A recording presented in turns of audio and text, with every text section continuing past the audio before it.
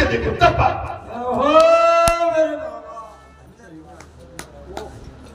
क्यों भैया, मैं कुछ गलत तो नहीं बोल गया? आप छोड़ के देखो, आपको आनंद आएगा। लेकिन आप उससे कहीं 21 ले और उसे 19 देंगे, पाप होगा और आपका मन कभी खुश नहीं रह सकता। मैंने तब जी कमाया था, मैंने इतना करा। अरे भाई, क्या गंदगी की बात करती हो? वर्तमान की बात करो। तुम्हारा भाई, तुम्हारा कोई हिस्सेदार तो नहीं है, तुम्हारा पटेत नहीं है, भाई है। और भाई को देना भाई की चीज का उसका अधिकार है। तुम कोई खैरात नहीं दे रहे उसको, आप कोई खैरात नहीं दे रहे, उसका अधिकार मुझे दे रहे। सो तुम्हारा कर्तव्य, माता पिता अपना कर्तव्य पूरा करके जाते हैं। अगर वो भाई उस घर का मालिक होता है तो उसका अधिकार है कि अपने भाइयों को खुश रखे, अपने भाइयों को पहले लाल से और उससे पहले ही अपने भाइयों को संतुष्ट कर दे, क्योंकि ये कलयुग है, कलयुग। मैं कुछ ठीक नहीं कह रहा हूं। इसमें भी कई लोगों को परेशानी कि बाबा कहां पटक देता है, बाप को ले जाकर। महाराज बोले, मैं कितनी भाग्यशाली। हिरण्याकश्यप अपनी प्रशंसा सुनकर खिल उठा। बोला, धीरे धीरे पूछ भैया कैसे गई है। हिरण्याकश्यप अपनी प्रशंसा सुन के कयाधु के मुखा के बिंदु से खिल उठा, हंस पड़ा और कहने लगा, वैसे तो मैं अपने निश्चित काम को किए बिना लौटता ही नहीं हूं, तुम जानती हो। हे महारानी, आप जानती हो मेरे नेचर को। मैं कोई भी काम जब तक हाथ में ले लेता हूं उसको किए बिना लौटता नहीं, किंतु बाधा आ गई। मैं करूं क्या? किंतु बाधा आ गई। अब सगुन भी हो गया, तब वापस आया। बाधा आ गई, अब सगुन हो गया, इसलिए वापस। कयाधु ने पूछी, कौन सी बाधा आ गई? महारानी कयाधु ने पूछा, बोले, हे स्वामी, कौन सी बाधा आ पड़ी? क्या अब सगुन हो गया आपको? तब हिरण्याकश्यप ने कहा, मैं जिस वृक्ष के नीचे बैठा था और तपस्या कर रहा था, उस वृक्ष पर बैठकर एक तोता नारायण नारायण करने लगा। कह गए, जबकि नारायण के नाम से नफरत, लेकिन कह गए महाराज फंस गए चक्कर में, नारायण नारायण कहने लगे। कयाधु को बड़ा आनंद आया जब हिरण्याकश्यप ने नारायण का जाप किया, नाम लिया। महारानी कयाधु को बड़ा आनंद आया। चाहे जैसे भी सही, आज इन्होंने नारायण का नाम तो ले।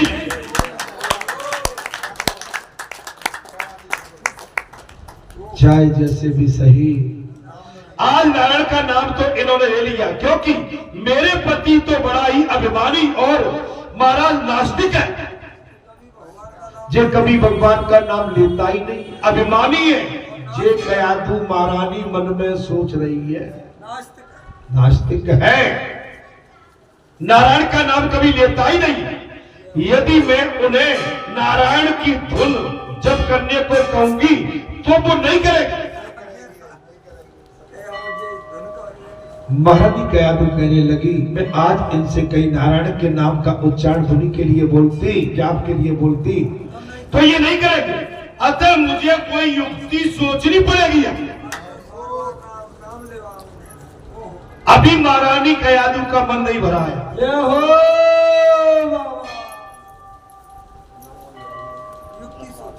बोले, युक्ति सोचना पड़ेगी।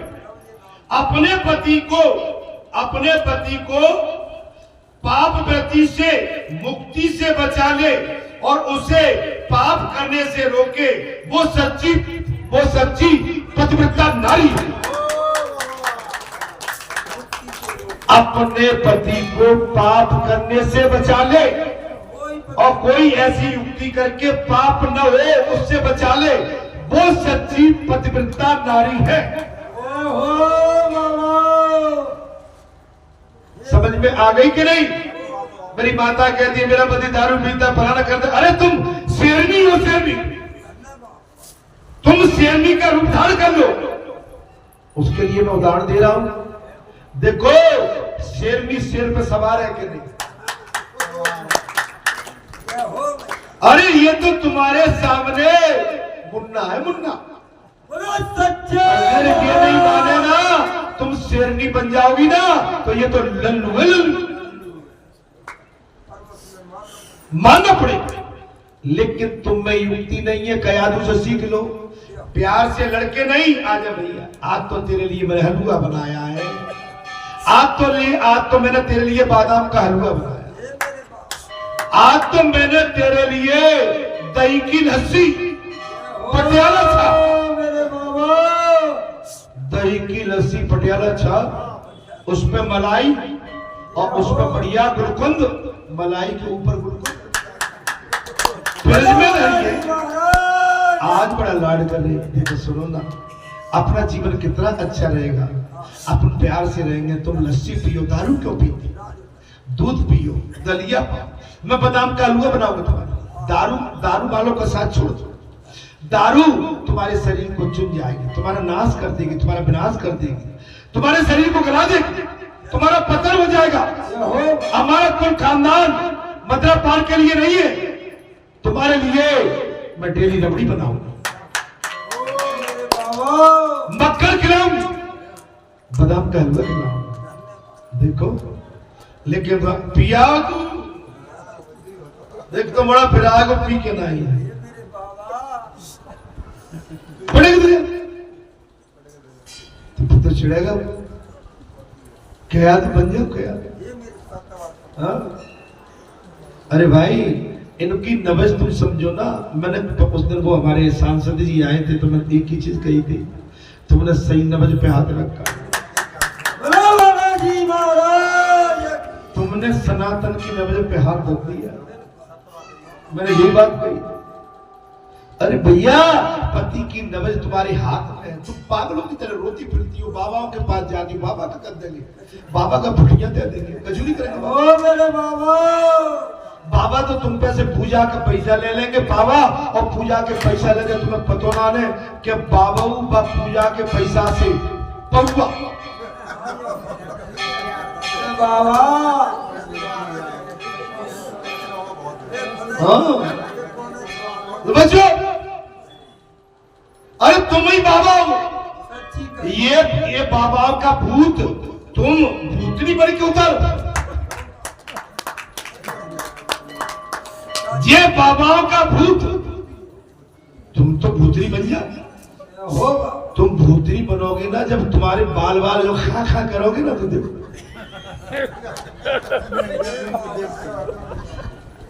ये तो भागेंगे। अरे इनकी पेंट पतलून की भी हो जाएगी। तुम वास्तविक रूप पे आती नहीं, मैं लड़ाने के लिए नहीं कहता। हो मेरे बाबा, मैं तो युक्ति बता रहा हूं।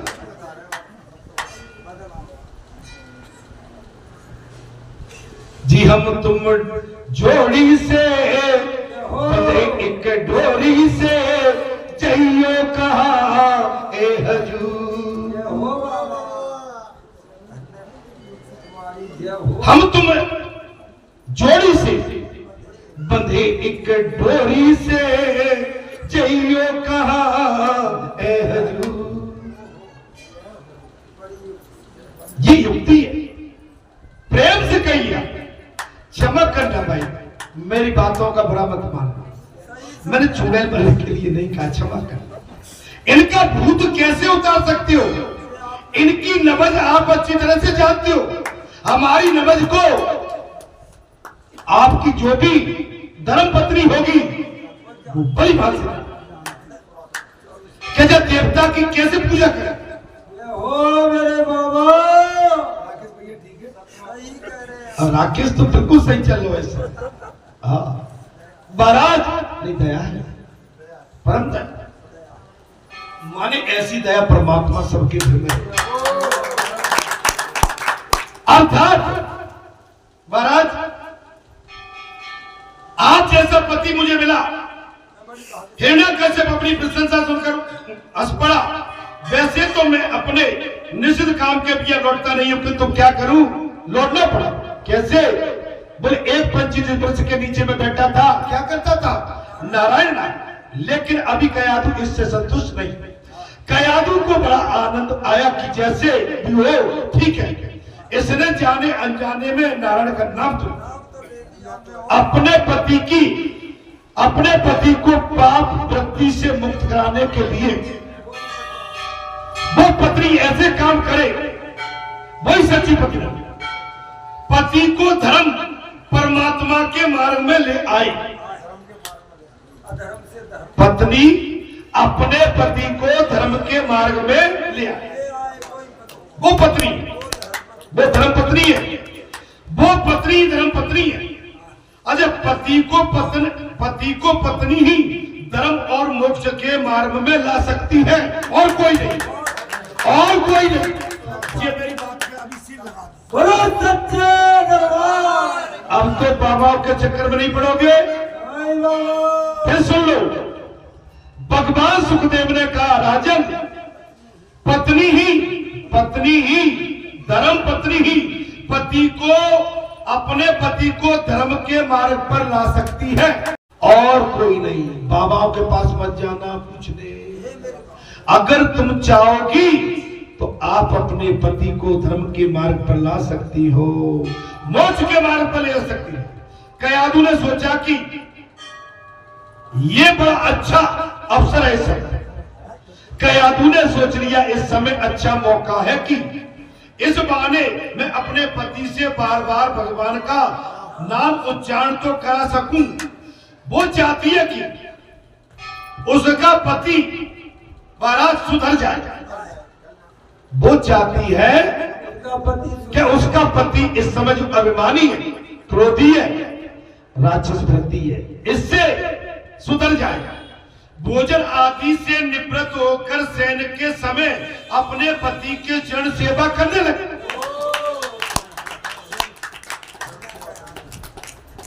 कुछ समझ में आ रहा है? आप तुम्हारे मन की बातें हो रही है? हो मेरे बाबा। कयाधु महारानी ने अपने पति हिरण्याकश्यप को संध्या कालीन का भोजन कराया और महाराज बतियाने लगी, और शयन कक्ष में जाके अपने पति की चरण सेवा करते हुए कहा कि भोजन के समय आपकी बातों में मेरा पूरा ध्यान नहीं था। हाँ, तो वन में क्या हुआ?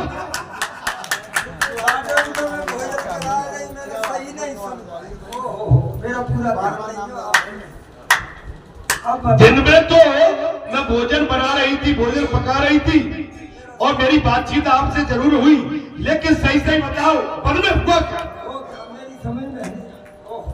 हिरण्याकश्यप देवी वहां से एक तोते ने आकर, हिरण्याकश्यप बोलने लगा, बोले हे देवी, वहां एक तोते ने आकर नारायण के नाम की रटन लगा दी। वहां आकर एक तोते ने नारायण के नाम की रटन लगा। कयाधु तोता क्या बोलता था? बेटा तोता क्या करता था? तोता क्या करता? क्या तोता बोलता था हिरण्याकश्यप नारायण नारायण। कयाधु कहने लगी कि सचमुच तोता बोलता था, और हिरण्याकश्यप कहता देवी वो तो नारायण नारायण कहता। कयाधु भला ऐसा कैसा हो सकता है? क्या सचमुच वो तोता बोलता था?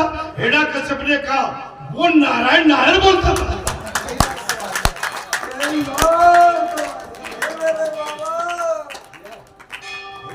कयाधु ने कहा क्या सचमुच वो बोलता था? तब हिरण्याकश्यप ने कहा देवी, बोले हाँ वो नारायण नारायण बोलता था। बेचारा कामातुर पति पत्नी ने युक्त से बार बार यही बात उससे कहलवा डाला। इस समय पत्नी कयाधु अपने पति हिरण्याकश्यप की जड़ वंदना और शरीर वंदना कर रही है, और इसी बीच में वार्तालाप चल रहा है। पति इस समय संसारी वासना में लिप्त है, वो केवल पैर छोड़ गया था उस समय। वो नारायण से बैर छोड़ के नारायण नारायण करेगा। संसारी वासना में लिप्त है इस समय। 8 बार नाम उच्चारण करवाया और महाराज साधारणतः पुरुष काम में अंधा होने के कारण स्त्री के अधीन हो गया। काम वासना में अंधा होकर वो स्त्री के बस में हो गया। अतः पत्नी चाहे तो अपने पति को सुधार सकती है। यदि पत्नी चाहे अपने पति को सुधार सकती है। यदि पत्नी चाहे तो अपने पति को सुधार सकती है। पत्नी यदि सुपात्र होगी तो अपने पति को भगवत भजन में लीन कर सकती है। पत्नी यदि सुपात्र होगी तो अपने पति को भगवत भजन में लीन कर सकती है। कथा समझ में आ रही है कि नहीं? या जगह छोड़ो भाई थोड़ा सा। कथा समझ में आ रही है? बैठे रहने को कोई बात, बैठे। क्या लगा? माता पिता हिरण्यकश्यप कयाधु भगवान का नाम उच्चारण कर रहे थे। माता पिता क्या कर रहे हैं महाराज? माता पिता हिरण्यकश्यप कयाधु भगवान का नाम उच्चारण कर रहे थे कि उसी समय माता के गर्भ में प्रहलाद जी स्थापित हो गए।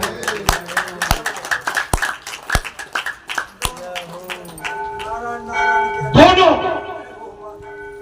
पति एवं पत्नी कयाधु एवं हिरण्यकश्यप दोनों ही नारायण नारायण का जाप कर रहे थे कि उसी समय महारानी कयाधु के गर्भ में प्रहलाद जी स्थापित हो गए। कथा में आनंद आया होगा महाराज। स्थापित हो गए। अतः पिता के राक्षस होने पर भी उसका पुत्र प्रहलाद महान भगवान का भक्त भगवत भक्त बना।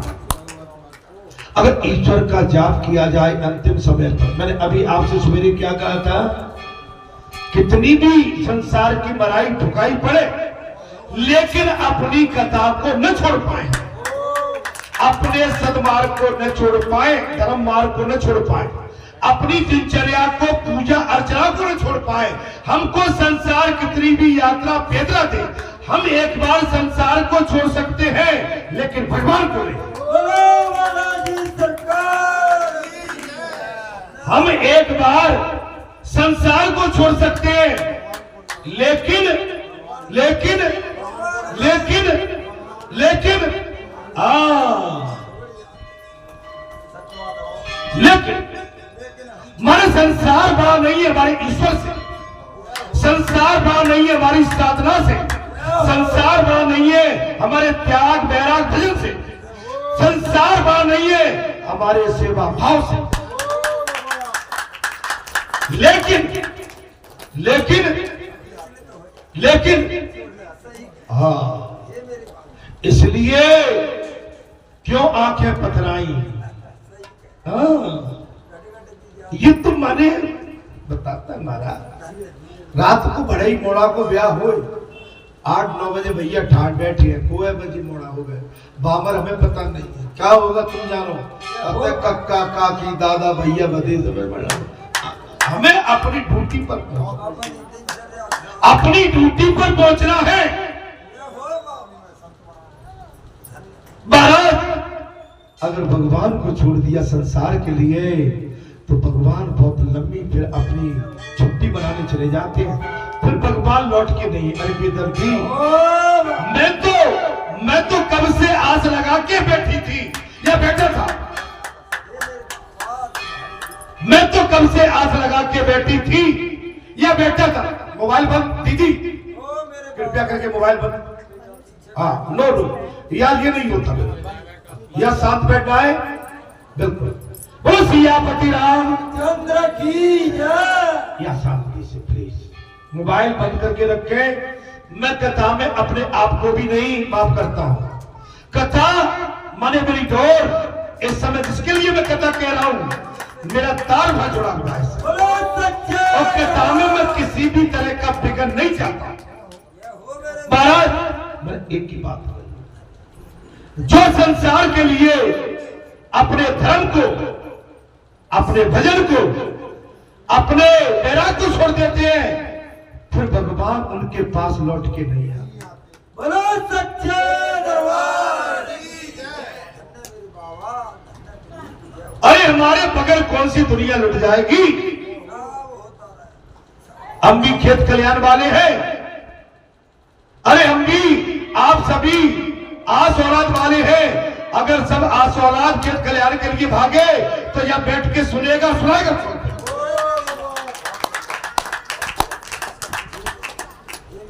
इससे नहीं होता महाराज, खड़ा होता। आप जब तक भगवान से जाने दो बच्चों को, मैं क्या कह रहा हूं, पुजारी जी समझ में आ रही है? क्या आ रही है? नहीं आती नहीं है। कल हम बैठे थे, कल हमने किसी से कही, बूढ़े बड़े से, मैंने तुम सवेरे से लेकर शाम तक जा रहा करो, तुम्हारा जो रोग लग गया है, अगर रोज 4 दिन में साफ नहीं हुआ तब हमसे कहे। मेरे बाबा, मैंने क्यों नहीं बोल रहे? मैं कुछ बोला ही। आप जब तक पानी पर खड़े नहीं उतरोगे, बात पर खड़े नहीं उतरोगे, अपने धर्म पर, अपने कर्तव्य पर खड़े नहीं उतरोगे। आप अगर आते कुछ लेने, तो यहां मुझसे लेने आए हो तो मैं देने के लिए तैयार हूं।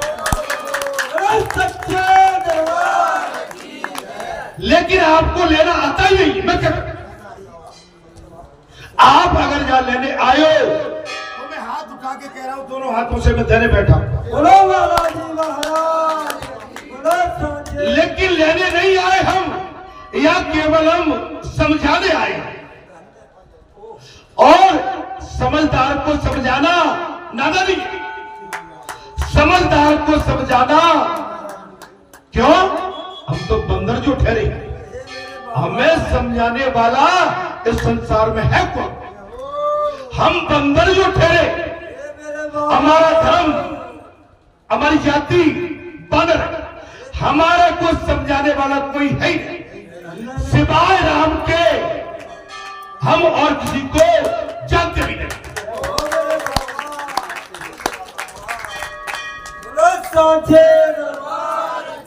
अगर बंदर से ऊंची बुद्धि आपकी हो किसी की, अगर बंदर से ऊंची बुद्धि किसी की हो तो हाथ खड़ा कर दो, कर दो।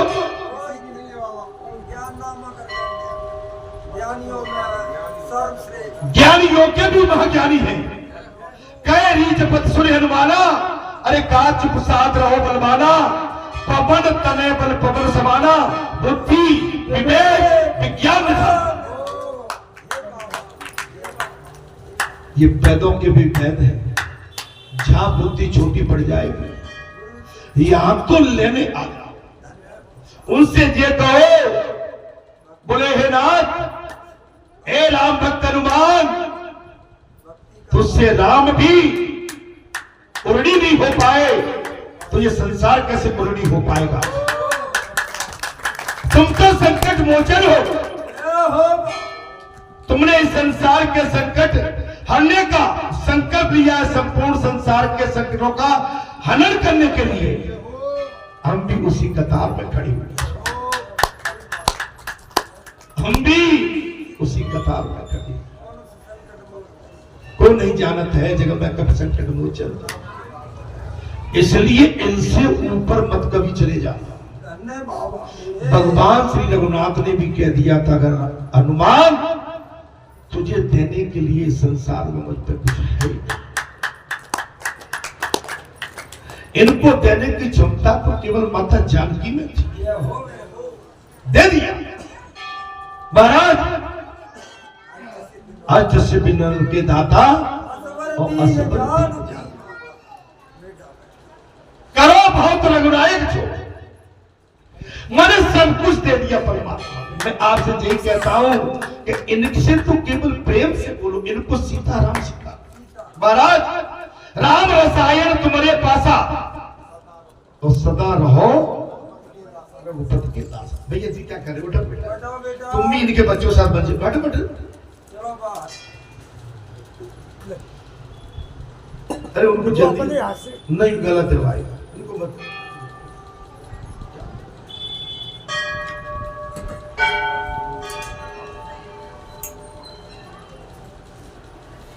कथा में बात चल रही थी महाराज, क्या चल रही थी? कयादू सगर्भा हो गई, गर्भ धारण कर लिया। माता कयादू हिरण्याकश्यप की धर्मपत्नी महारानी कयादू ने गर्भ धारण कर लिया और पहला जी गर्भ में आ गए। हिरण्याकश्यप तपस्या करने वन में चला गया। इसके बाद हिरण्याकश्यप, देखिए क्या ईश्वर की लीला, अब वन को चला गया। उसने बाद 36,000 वर्ष तक तपस्या की। हिरण्याकश्यप ने, भागवत कथा में यह प्रसंग आता है, भगवान सुखदेव ने साफ कह दिया, राजन हिरण्याकश्यप ने अपनी रानी से शारीरिक संबंध बनाने के बाद में गर्भ धारण किया और उस समय उनके गर्भ में पहला जी की स्थापना हुई है। तत्पश्चात हिरण्याकश्यप वन के लिए प्रस्थान कर गए और तपस्या के लिए प्रस्थान करने के पश्चात 36,000 वर्ष तक तपस्या की थी। अन्न जल का भी त्याग कर दिया। देखिए इसमें त्याग करना पड़ता है। दीदियों बुरा मत मानना, मेरी बेटियों बुरा मत मानना, मेरी बहनों मेरी बेटियों, मैं आपके चरण छूता हूं, चरण और पानी भी पीता हूं, लेकिन भगवान की भक्ति के सामने फिर सब मेरे लिए बेकार है। फिर केवल मुझे वही दिखता है जिसके लिए मैं 4 बजे घर से निकला था, जिसके लिए मैं 4 बजे मैं उस संसार से निकल के इन परमात्मा के चरणों में आया था। अब तो मुझे इनके सिवाय कुछ दिखता भी नहीं। अन्न जल त्याग दिया। इस कलयुग में प्राण अन्न और जलपथ जल में है, किंतु उस सतयुग में प्राण अस्त में था। अब तो अन्न जल में प्राण है कलयुग में। अब कोई प्राणों को छोड़ने वाला नहीं है। अतः वैसी तपस्या साक्यति पहले कर सकते थे, लेकिन इस कलयुग में ऐसी तपस्या करने वाला कोई नहीं। मात्र तप करने से ही मनुष्य का कल्याण नहीं हो सकता, वो शुद्ध नहीं हो सकता। कह दिया भगवान सुखदेव ने, कह दिया मात्र तपस्या करने से मनुष्य का कल्याण नहीं हो सकता, वो शुद्ध नहीं हो सकता। तप के साथ साथ भावना हेतु भी शुद्ध होनी चाहिए। आ गई बात, आ गई। हम यहाँ आए, हम भजन सुन रहे हैं, कीर्तन सुन रहे हैं, कथा सुन रहे हैं, भगवान की चरण वंदना कर रहे हैं और चरणों में ध्यान भी लगाए, लेकिन जब तक भाव शुद्ध नहीं होगा, बात है भाव की, भाव में तो भाव है। अभी हम बैठ रहे, लेकिन कथा में देखिए आवश्यक नहीं है कि सभी का मन इस समय कथा में होगा। कुछ ऐसे कथा में वाक्यान और ऐसे शब्द निकल रहे हैं वो सबको हिला भी लगेगा। अभी मैंने कहा पुजारी जी भगवान की भक्ति उसमें मैं कोताही नहीं चाहता। जैसे आज मैं ग्वालियर में अगर मैंने मंगलवार त्यागा और शनिवार त्यागा तो मैं बहुत बड़ा अपना कोई ना कोई हानि कर बैठा हूं। मैं हानि कर रहा हूं। मैं यहां होते हुए नहीं आया तब हानि है। क्यों? मैं संसार के मोह में और मैं घर में फंस के रह गया। मैंने भगवान से प्रीति नहीं की, मैंने संसार से प्रीति कर बैठी। और इसके लिए मैं उदाहरण देता हूं आपको। आज से 8 महीने पुराना मैं रात भर डिहाइड्रेशन हुई, रात को 1 बजे घर, पूरी रात डिहाइड्रेशन, और रात को 1 बजे थोड़ा वो चढ़ी थी ग्लूकोज वगैरह भी, और घर वालों ने कहा प्रसाद में ला के रख दिया था, और घर में बात चल रही थी एक काम करना, बोले तुम ले जाना प्रसाद, तुम ले जाना। मैं उस समय थोड़ा सा ठीक मैंने को नहीं था, और मैं सुन रहा हूं सब बात। महाराज जब तो प्रसाद लेने के निकल गए, लेकिन उसके बाद दौड़ के मैं आया उसके, जब मुझे लगा कि मैं अब स्वस्थ हूं जी महाराज, तपस्या भाव तप, हम केवल कहने से बच नहीं सकते।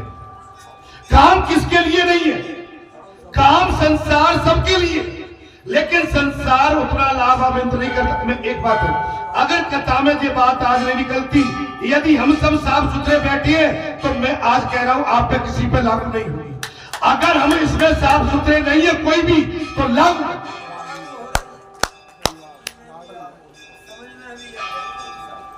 महाराज कथा कह रही है तब के साथ साथ भावना हेतु भी शुद्ध होना चाहिए।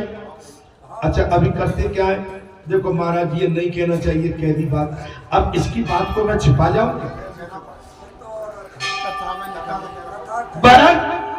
हिरण्यकश्यप का हेतु, हिरण्यकश्यप का हेतु अशुद्ध था,